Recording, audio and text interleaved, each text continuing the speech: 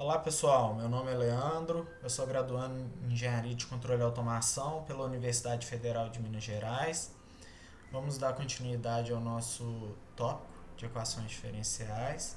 Hoje vamos tratar de um problema clássico na física que é conhecido como lançamento de projéteis. Bom, temos aqui a configuração do nosso problema.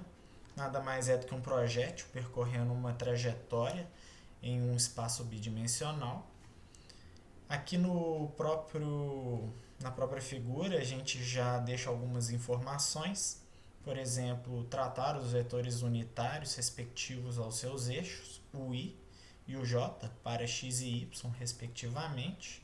Nós temos o vetor de velocidade, que é tangente à trajetória, e já configuramos uma posição genérica x em t e y em t. Bom, então vamos lá. Vamos tentar determinar as equações diferenciais que descrevem a trajetória do projétil, determinar a ordem e avaliar um pouco o que é essa equação para a gente.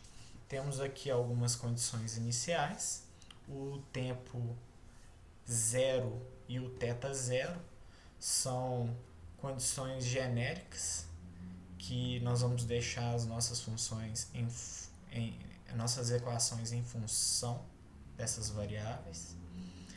É,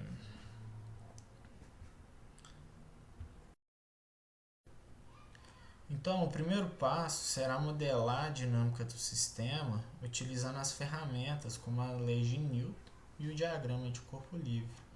Podemos colocar que a resultante é igual a um vetor que não possui componentes resultantes no eixo horizontal, mas possui uma ação forçante gravitacional no eixo vertical.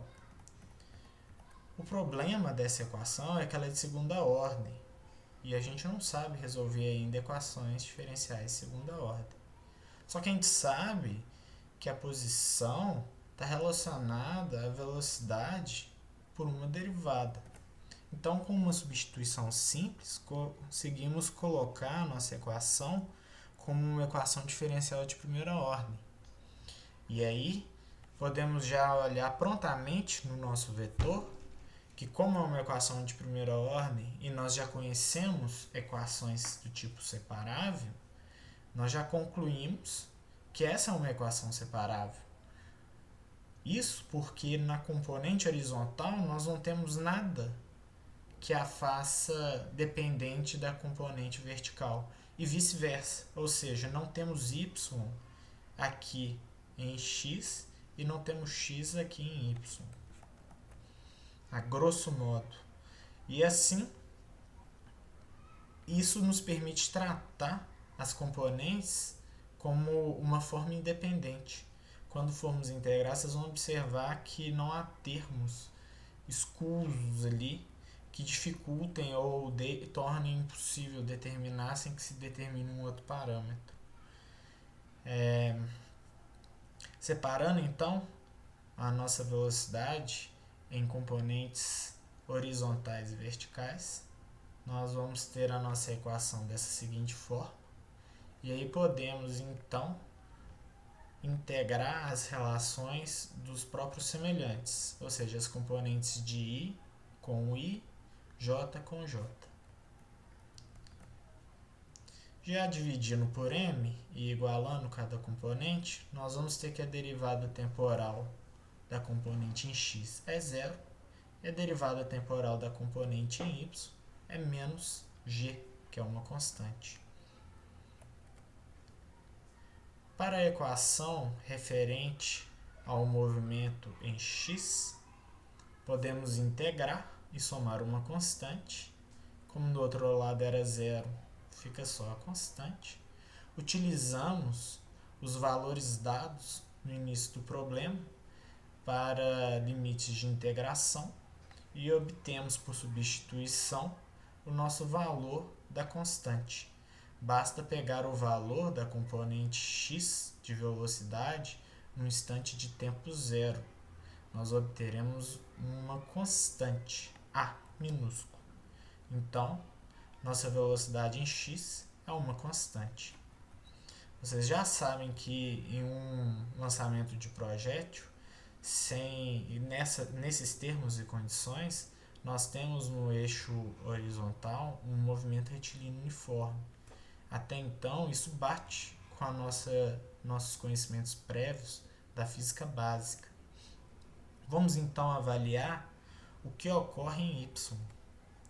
Bom, como era menos g, integrando de ambos os lados, somando uma constante, fazemos a substituição, obtemos menos gt, com a nossa condição inicial, o nosso ky é igual a b. Substituindo na equação, obtemos uma velocidade na componente vertical como uma função de uma reta.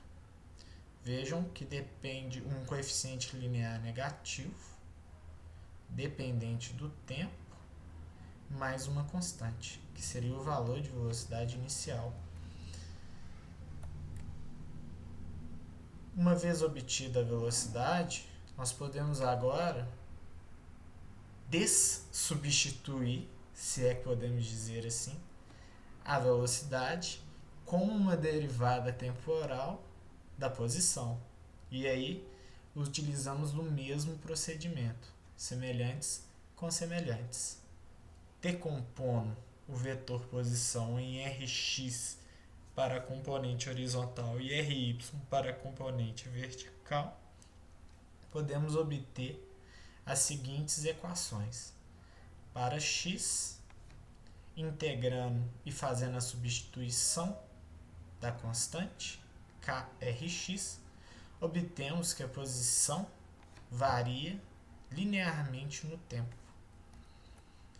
Então, a posição horizontal é um AT, é uma equação de uma reta linear com origem na origem. Coisa esquisita, né? De se falar. E fazendo em y, integrando esse cara aqui, ó. Isso aqui está dentro da integral. A integral era para estar aqui, ó. Me desculpem, o slide que vai estar no Dropbox já vai estar consertado. Somando uma constante, vamos obter a seguinte resolução.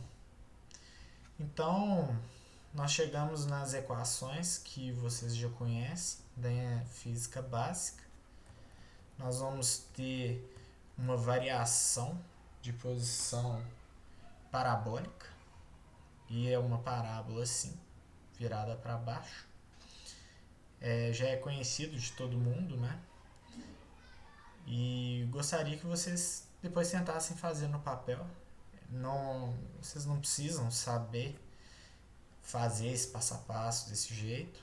O importante é que vocês entendam o uso, a importância das equações diferenciais e que vocês não fiquem soltos só aplicando coisas à revelia automaticamente. É bom que vocês vão criando um feeling das coisas.